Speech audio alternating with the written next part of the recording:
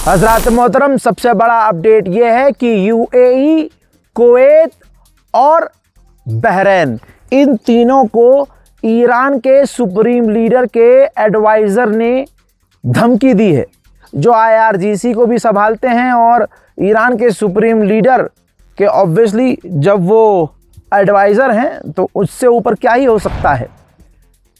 उन एडवाइज़र ने इन तीनों देशों को धमकी दी है और बहुत बड़ी धमकी है। इसके काफ़ी सारे मायने हैं, जिसमें यूएई, कुवैत और बहरीन को धमकी दी है। कहा है कि सऊदी अरब और दूसरे देश सही रास्ते पर हैं, लेकिन ये तीन देश जिसमें यूएई, कुवैत और बहरीन, ये तीनों अभी भी ये मानते हैं कि आगे ज़िंदगी में, भविष्य में अमेरिका ही ताकतवर रहेगा। तो ये उनकी गलतफहमी मैं निकाल दूं और उनको बता दूं कि जब ये जंग ख़त्म हो जाएगी तो इसके बाद हम इन तीनों देशों के पीछे जाएंगे। यानी धमकी है कि जब सबसे सीज़ फायर हो जाएगा तो फिर इन तीनों देशों को ईरान छोड़ेगा नहीं।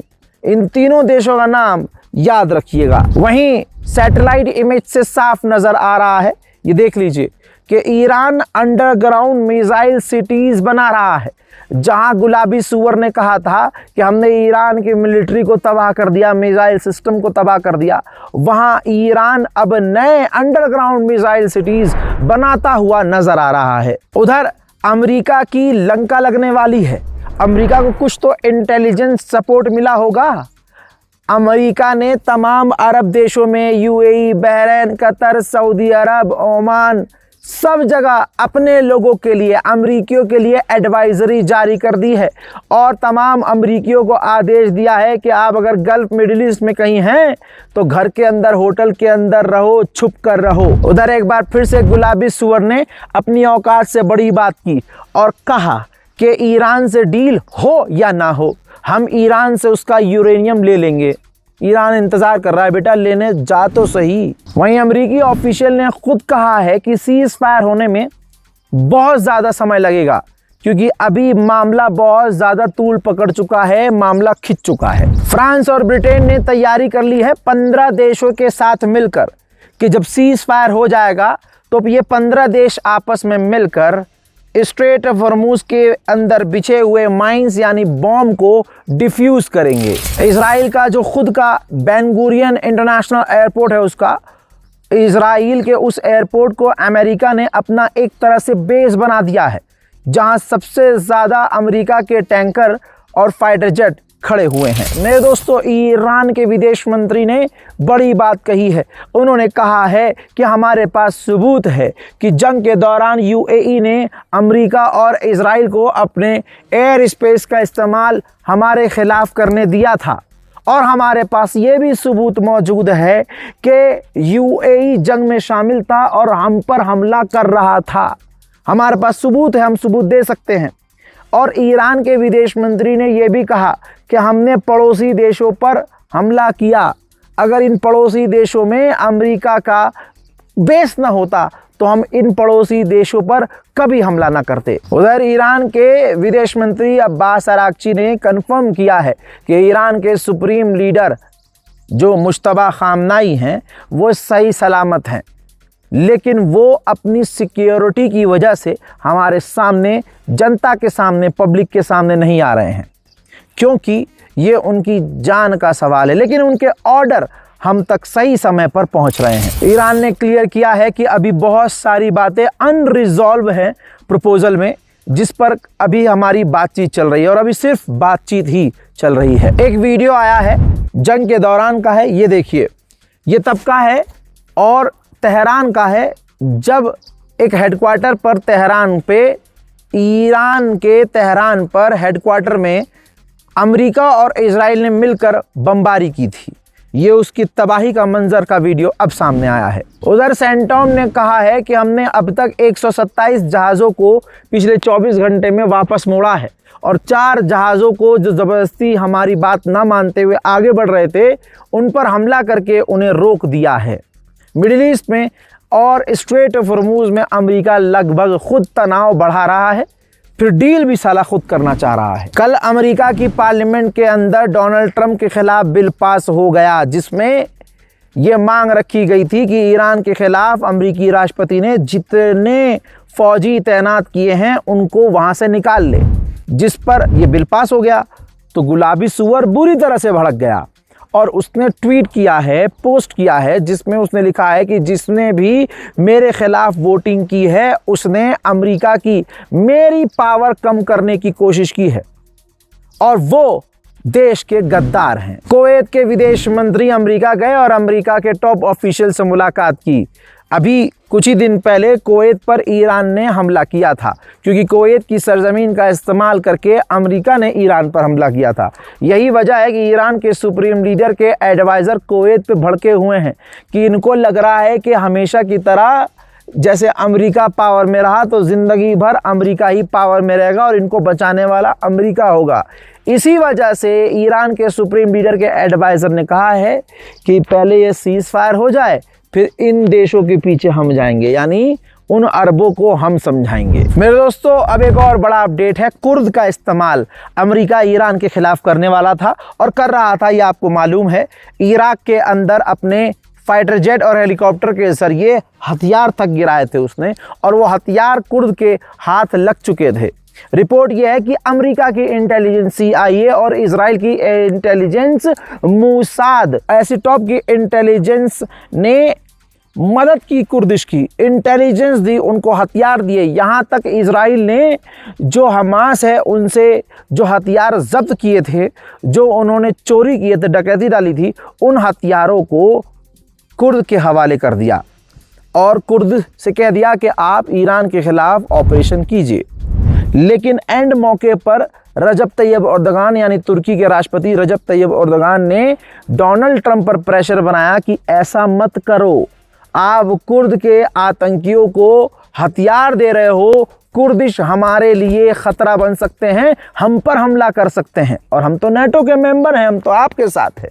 जिसके बाद जो गुलाबी सुअर है डोनाल्ड ट्रंप, उसने पूरा प्लान कैंसिल कर दिया और कुर्द को जो ये प्रेशर डाला था इसने कि ईरान में घुसो, वो प्रेशर डालना बंद कर दिया। जंग के दौरान अमेरिका का एयरक्राफ्ट कैरियर USS गेराल्ड, जिसकी खबर यह आई थी और मैंने आपको बताया था कि उसमें आग लग गई है और अमेरिका ने उसको छुपाने की कोशिश की है। CNN ने उसका वीडियो खुद जारी कर दिया है, आपके सामने उसका ये वीडियो है, जिसमें सिर्फ आग नहीं लगी थी, बड़ी तबाही मची थी और अमेरिका ने अपने इस नुकसान को पूरी ताकत से छुपाया था।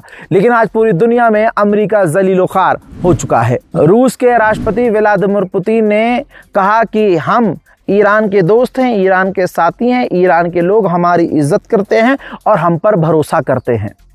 ईरान के लोगों ने इस संकट के वक्त में दिखा दिया कि वो देशभक्त हैं और लड़ने के लिए तत्पर हैं, तैयार हैं। भविष्य में ईरान और ईरान के लोगों की हर तरह से हम मदद करने को तैयार हैं। ईरान के टॉप ऑफिशियल ने साफ साफ, मोहसिन रजाई साफ साफ कह रहे हैं कि हो सकता है हमें अमेरिका और इजराइल को दोबारा झटका देना पड़े लाइन पर लाने के लिए।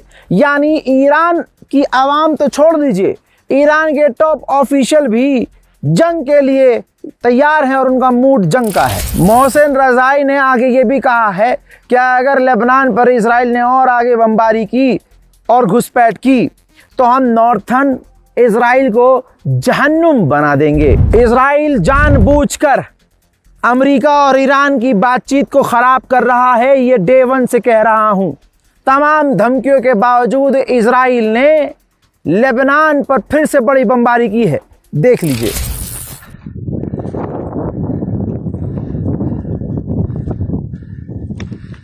حضرت عليك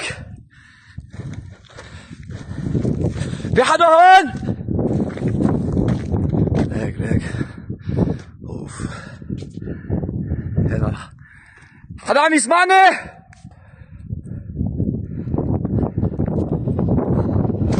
المصيبة يا صديقي جاي مد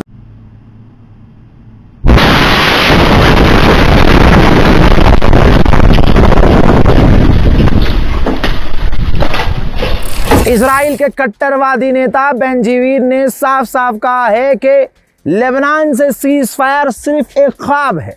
हमें तो सीधा सीधा ट्रंप को मना कर देना चाहिए कि हम लेबनान में कोई सीज फायर नहीं करेंगे। लेबनान में इजराइल इस कदर बमबारी कर रहा है कि इंटरनेशनल फौज का, यूएन की फौज का एक जवान मारा गया है और 2 जवान घायल हैं, और यूएन की इतनी भी औकात नहीं है कि इजराइल पर पाबंदी लगा सके।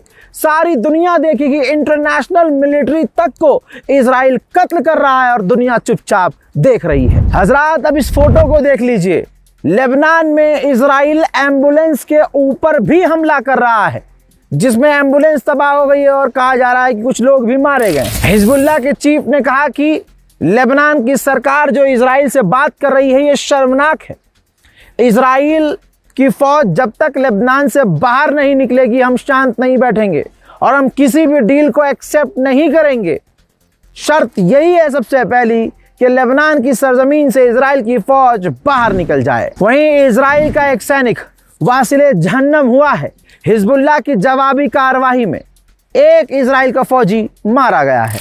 इजराइल के नॉर्थर्न कमांड का चीफ मेजर लेबनान आया था दौरे पर अपने फौजियों से मिलने के लिए, उनकी हिम्मत बढ़ाने के लिए। तभी हिजबुल्लाह का ड्रोन सीधा आकर उसकी गाड़ी पर टकराया। वो बच तो गया, लेकिन उसका दिल उसके पिछवाड़े में जाके फंस गया था। वहीं इजराइल की तरफ हिजबुल्लाह ने कई सारे रॉकेट भी दागे थे, जिसे इजराइल ने अपने डिफेंस सिस्टम से रोका है।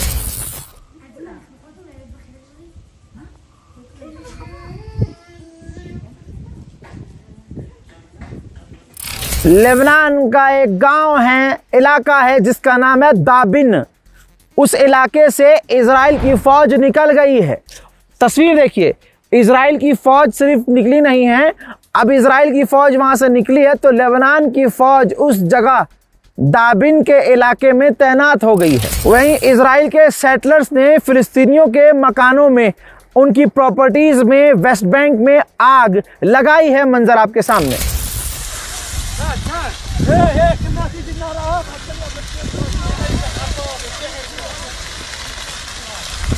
हजरात, इजराइल ने 2 फिलिस्तीनी फुटबॉलर महिला खिलाड़ियों को, लड़कियां जो थीं दोनों, उनको गिरफ्तार कर लिया। उन पर इल्ज़ाम यह था कि उन्होंने कोई चीज़ आईडीएफ की फौज की तरफ, इजराइल की फौज की तरफ फेंकी थी। इजराइल का कट्टरवादी नेता, फाइनेंस मिनिस्टर, उसने कहा है तमाम यहूदियों से, इजरायलियों से रिक्वेस्ट की है कि सारे के सारे जितने हो सकते हैं, मैक्सिमम लाखों की तादाद में यहूदी आकर वेस्ट बैंक में बसें, क्योंकि हमें फिलिस्तीन स्टेट का ख्वाब जड़ से ख़त्म करना है और वेस्ट बैंक पर कब्जा करना है। हज़रात मोहतरम, फ़िलहाल के इस मिडल ईस्ट स्पेशल रिपोर्ट में इतना ही। कश्मीर की सरजमीन गुलमर्ग पर मौजूद हूँ, मंजर आपके सामने है। अभी तक मैंने आपको कश्मीर का भी अपडेट दिया कि भाई कैसा मौसम है, कैसा नहीं। तारीख नीचे लिखी हुई आ रही है वीडियो में ही, ठीक। और अब आपको जैकेट नज़र आ रही होगी, और वो भी जैकेट भारी भरकम मजबूत मोटी पहननी पड़ रही है इस जगह पर, क्योंकि यहाँ पर ठंड बहुत ज़्यादा है। जी हाँ, फिर भी मैंने बहुत कम पहना हुआ है। अगर दूसरे लोगों को अगर बताऊँ तो भैया वो तो मोटी वाली जैकेट पहने हुए हैं, कंटोपा लगाए हुए हैं। तो भाई मज़ेदार बात है, मज़ेदार मौसम है। बर्फ़ दिखाऊं अगर आपको तो देखिए, ये चारों तरफ आपको खूबसूरत मंजर नज़र आएगा और उस तरफ आपको पहाड़ पे बर्फ़ भी नज़र आएगी।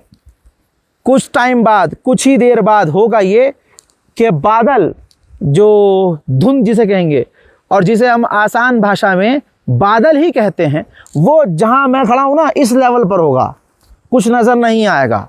कल शाम को जब मैं गुलमर्ग पहुँचा हूँ तो यही मौसम था। बारिश भी हो रही थी, तेज़ हवाएं भी चल रही थी और ऊपर की तरफ बर्फ़ भी पड़ी है। जो पहाड़ के ऊपर जो मैंने आपको बर्फ़ दिखाई है वो ताज़ा बर्फ़ है, वो पुरानी बर्फ़ नहीं है, वो ताज़ा है। और हवा में महसूस हो रहा है कि ठंड बहुत ज़्यादा है। फ़िलहाल के इस रिपोर्ट में इतना ही। इस रिपोर्ट को शेयर कीजिए। मैं हूँ रज़ा और आप देख रहे थे रज़ाग्राफी अनस्क्रिप्टेड। जय हिंद।